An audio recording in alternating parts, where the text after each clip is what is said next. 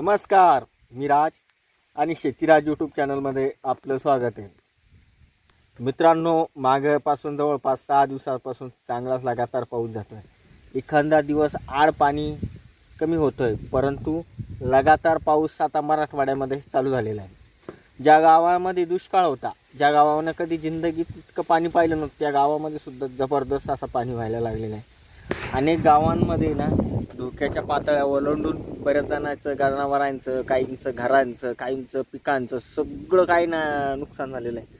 आणि काही शेतकऱ्यांचं तर असं नुकसान झालेलं आहे मित्रांनो, की त्यांना तर आपण बोलू पण शकत नाही. वरची अख्खी जो जमिनीचा जो थर राहतो तो पूर्ण वाहून गेलेला आहे. तर मला सांगा, एक आपल्या गावामध्ये जर पाणी पडतं तर त्याच्यामध्ये पंचनामा करून काय फायदा आहे राव? मला एक लक्षात येत नाही सरकारच्या, की पाणी जेव्हा पडतो तेव्हा सगळ्याच गावावर पडतो. प्रत्येक शेतकऱ्यानं काहीतरी पेरलेलं असतं.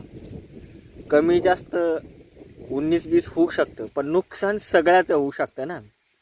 तर मग तुम्ही सरसकट काय म्हणतात त्याला, सरसकट मदत का करू शकत नाही? का तुम्ही हे करू शकत नाही? तर आता हे बघू शकता माझ्या पाठीमागं, या पूर्ण भागामध्ये या मक्काची काय हाल झालेली आहे. इनडायरेक्टली सी मक्का आहे ना सडून जाण्याच्या कंडिशनमध्ये झाली, वाळून गेली, उभी वाळून गेली. याचं कारण आहे मित्रांनो, ऐन कंचामध्ये आल्यानंतर पाणी एकसारखा पडतोय आणि पडल्यानंतर आहे ना तिथं जास्त हे होते.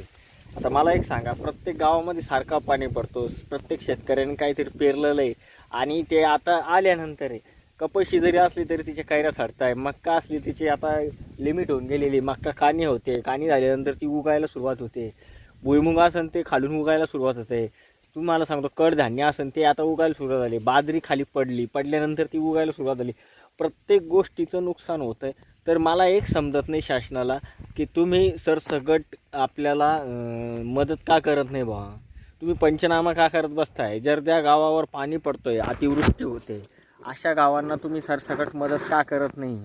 मला एक खूप मोठा प्रश्न पडलेला आहे. पंचनामा केव्हा करू शकता तुम्ही, की बाबा ज्या भागामध्ये लयच पाणी कमी आहे किंवा त्या पण आज अक्षरशः वरच्या जमिनीचा थरच राहिला नाही, तुम्ही त्या गावाचे काय पंचनामे करताय?